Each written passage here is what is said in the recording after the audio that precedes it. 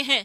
तो मेरे प्यारे बच्चों 33 व्यंजन होते हैं जो स्वर की सहायता से बोले जाते हैं, स्वर की सहायता से बोले जाते हैं। अब बात आती है स्पर्श व्यंजन कौन से होते हैं। तो कै वर्ग से लेकर पै वर्ग के व्यंजन सारे स्पर्श व्यंजन। कितनी संख्या हो गई? 25। स्पर्श संघर्षी व्यंजन कौन सा होता है? तो च वाला, च चरखा, छ छतरी, जय जड़, झ झंडे, ये होते हैं आपके स्पर्श संघर्षी व्यंजन। अंत्यस्थ व्यंजन कितने होते हैं? 4। कौन से? ये, रे, ले, वे। उष्म व्यंजन कौन से होते हैं? 4। तालु सकार, मूर्धा सकार, दंत सकार और है। संयुक्त व्यंजन कौन से होते हैं? अब बात आती है कि संयुक्त कौन से होते हैं। तो आते हैं छत्रज्ञ श्रेय, छत्रज्ञ श्रेय। अब अर्ध स्वर कौन से होते हैं? अर्ध स्वर होते हैं आपके य और वे, य और वे। प्रकंपित लुंठित व्यंजन कौन सा होता है? तो रे। और पार्श्विक व्यंजन कौन सा होता है? तो ले। अब आता है काकल्य वर्ण कौन सा होता है? तो मेरे प्यारे बच्चों विसर्ग और है होता है। उत्क्षिप्त व्यंजन 2 होते हैं। कितने? अंग, अढ़ा और अढ़ा, अढ़ा और अढ़ा। नासिक के कितने होते हैं? 5। कौन सा? अंगा, इया, अणा, ना और मा, 5 हो गई। अल्पप्राण कौन कौन से होते हैं? तो मेरे प्यारे बच्चों हर वर्ग का पहला, तीसरा, 5वां और जितने सारे स्वर हैं। कितने स्वर हैं? तो आप बोलोगे मैम 11 है, 11। जितने सब स्वर हैं और आपका ये, रे, ले और वे, ये आपके क्या हैं? अल्पप्राण हैं। महाप्राण कौन से हैं? भाई पहला 3, 5, 2, 4 यहाँ आ जाएगा और तालु सकार, मुर्दा सकार, दंत सकार और है, ये आपके क्या है? महाप्राण है। ठीक है भाई। अब आता है अघोष। अघोष कौन से होते हैं? सघोष कौन से होते हैं?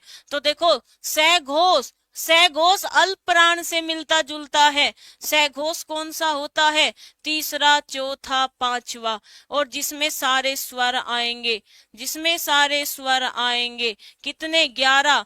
आपका अंत्यस्थ व्यंजन ये, रे, ले, वे और मेरे प्यारे बच्चों एक है भी होता है, एक है भी होता है। और अघोष कौन से होते हैं? अघोष महाप्राण से मिलता है। कैसे?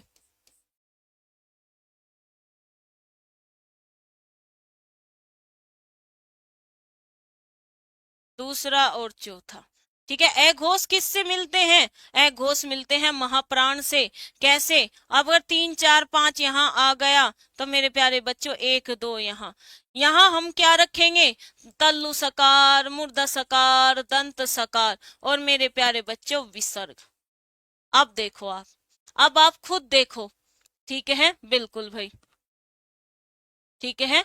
अब देखो भाई कि 2, 4 ये देखो कि महाप्राण में ये मिलती चीज है। क्या मिलती है? ये मिलती है। और अल्पप्राण और सघोष में क्या मिलता है? सारे स्वर और यरलव, सारे स्वर और यरलव ये मिलते हैं भाई। किसमें? सघोष में और अल्पप्राण में ये चीजें मिलती है। अब आपसे सीधा सीधा प्रश्न आता है कि वत्रस्य व्यंजन कौन से होते हैं। तो एक ट्रिक याद रखना, आप सब कहते हो ना कि नारी जलती है, मतलब नारी के अंदर ईर्ष्या होती है। आपको ये बोलना है कि नारी नहीं, यहाँ नर जलेगा। कौन? नर। तो क्या याद रखोगे? वत्रस्य व्यंजन होता है जलस नर। बोलो जलस नर। और मेरे प्यारे बच्चों ये अरबी वाला जलस है, ये नुक्तु वाला जनस है, जय जड़ नहीं है ये अरबी फारसी वाला जय है। तो क्या बोलोगे? जलस नर। अब बात आती है कि कुल वर्ण कितने हैं। तो आप बोलोगे 52 है, 52। मैं कह दूं कौन कौन से हैं वे। तो आप बोलोगे स्वर 11, अयोग वहा 2। आप बोलोगे अयोग वहा कितने होते हैं? 2।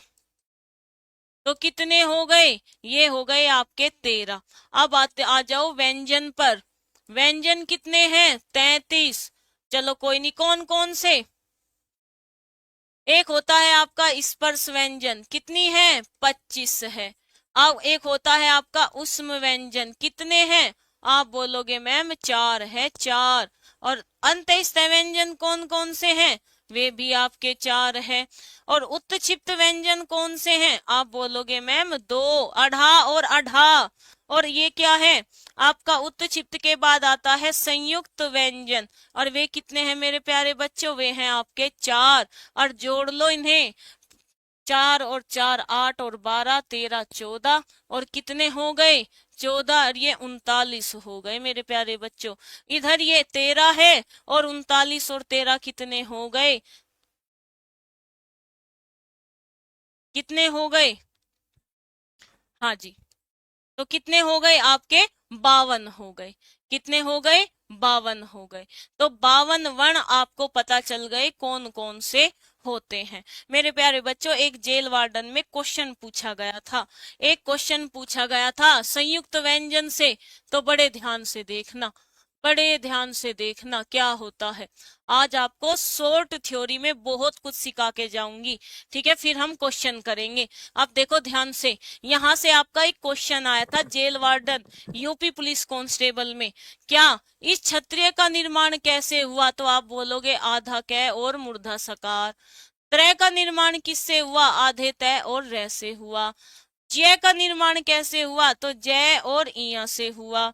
और श्रेय का निर्माण किससे हुआ? आधे से और रे से हुआ। तो मेरे प्यारे बच्चों, आपका यहाँ एक चीज और थ्योरी पूछी गई थी। वो क्या पूछी गई थी? हम इसको ऐसे भी लिख सकते हैं, आधा कै हमने इसमें से स्वर निकाल लिया मूर्धा सकार से, यहाँ आधा तय हमने रे में से स्वर निकाल लिया, ए ये निकाल लिया। हमने जय, जय तो पहले से ही आधा है, इया में से स्वर निकाल लिया, ए ये निकाल लिया। हमने श्रेय, ठीक है, हमने रे को आधा किया और इसमें से भी स्वर निकाल लिया। तो मेरे प्यारे बच्चों, यहाँ ये नहीं पूछा गया था, आपसे सीधी सीधी थ्योरी पूछी गई थी। आपसे क्या पूछी गई थी? सीधी सीधी थ्योरी पूछी गई थी। क्या थ्योरी पूछी गई थी? ये क्या है? ये है आपका हलंत। हलंत का मतलब क्या है? आधा, मतलब स्वर रहित। तो आप क्या बोलोगे? यहाँ की थ्योरी पर फोकस करो। ये क्या है? स्वर रहित है। क्या है? स्वर रहित है। और मेरे प्यारे बच्चों, इनमें क्या है? स्वर है। ये क्या है? स्वर सहित है। स्वर सहित है। अब आप मुझे एक बात बताओ, अगर मैं आपसे पूछूं कि स्वर रहित और स्वर सहित मिलकर क्या बनाते हैं? क्या बनाते हैं स्वर रहित और स्वर सहित? तो आप बोलोगे मैम कि अगर एक स्वर सहित व्यंजन है, एक स्वर रहित व्यंजन है, वो आपका क्या बनाता है? संयुक्त व्यंजन बनाता है। क्या बनाता है भाई? वो आपका संयुक्त व्यंजन बनाता है।